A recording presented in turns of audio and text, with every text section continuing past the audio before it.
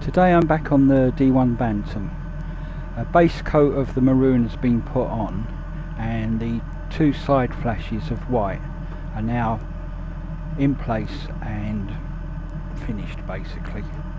So here I'm taping over the white flashes with very wide masking tape.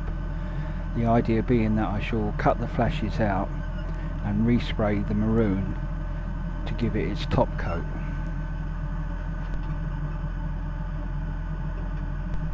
Here I'm trying to avoid wrinkles in the actual finish because these little rifts in the tape can lead to paint getting in underneath, and it is very annoying when you've put so much effort into the white flashes to have a streak of overspray maroon going right across your work.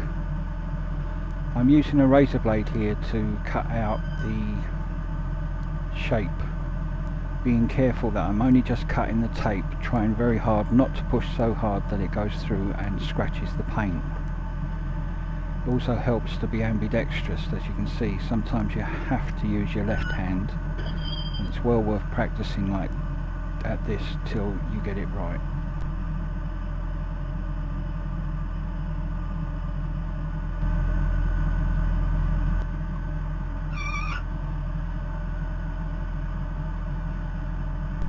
The main excess is then removed.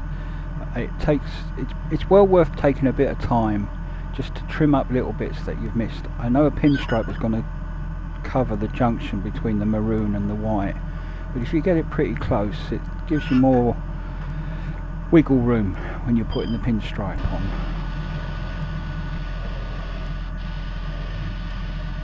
This is me now putting on the top coat.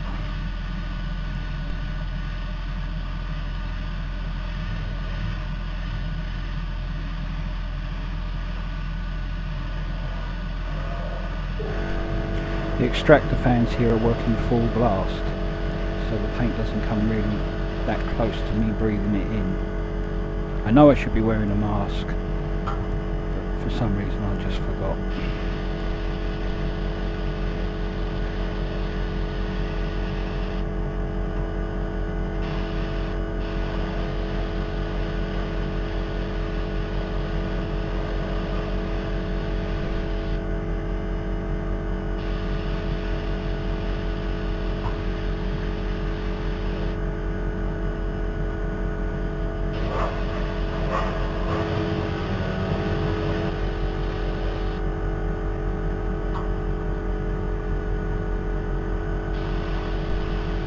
Gradually building up the layers to try and achieve a very nice finish.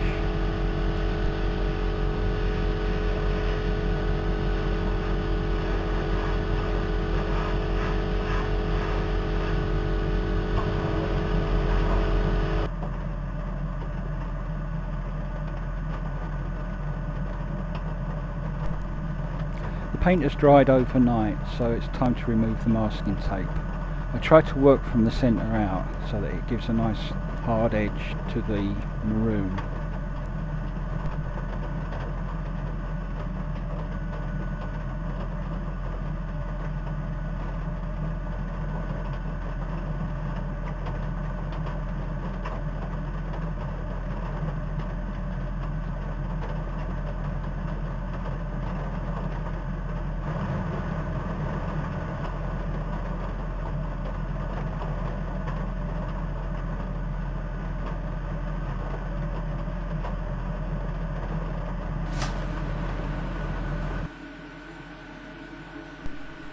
The tank is now left for a few days, so I took the opportunity just to dry build a bit more of the bike.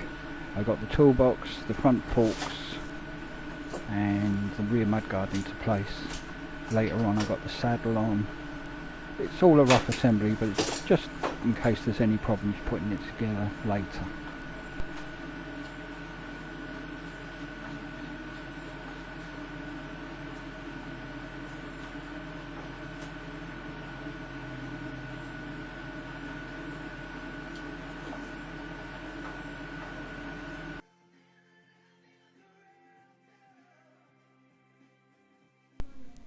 As you can see here, the pinstripe is now in place.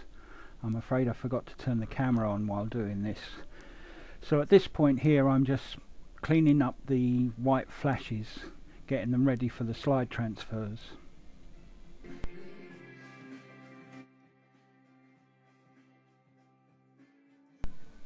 I always try and get my transfers from the Vintage Motorcycle Club. It's just such a superior product from all those ones that you can get on eBay.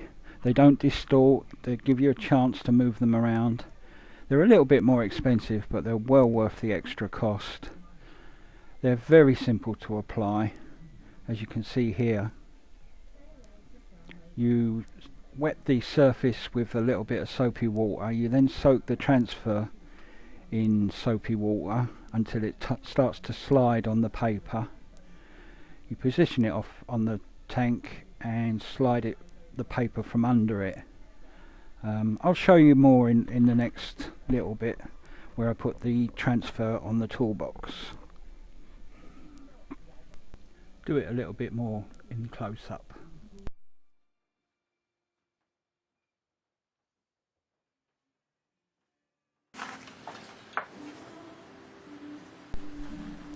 Right, here we have a shallow dish with ordinary water and a little bit of washing up liquid mixed in. You douse the transfer in the water. It tends to curl up, so I just for a few minutes just rotate it over until it flattens itself out.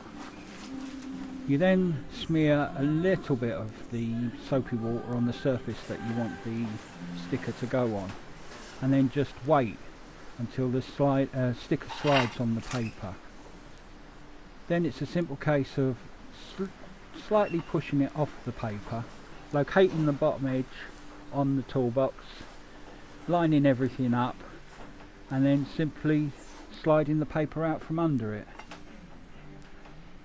With the surface of the toolbox a bit wet and a bit soapy, it gives you a chance to move the transfer around and get everything looking nice before you squeegee out the water and soap and let it adhere to the actual toolbox. Once you're happy with the position, very lightly, literally just the weight of the cloth, squeegee out the water and you'll find that the transfer adheres to the toolbox lid quite nicely. You don't need to rub hard, it really is just to get the water out. And then once you're happy enough, you just leave it until the water evaporates and the adhesive has time to set. There you are.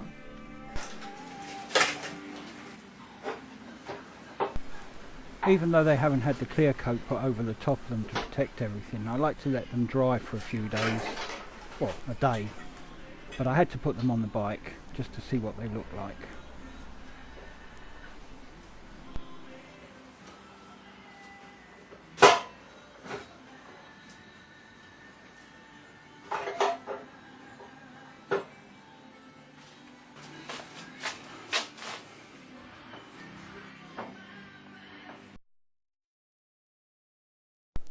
Anyway, that's it for now. Thanks for watching.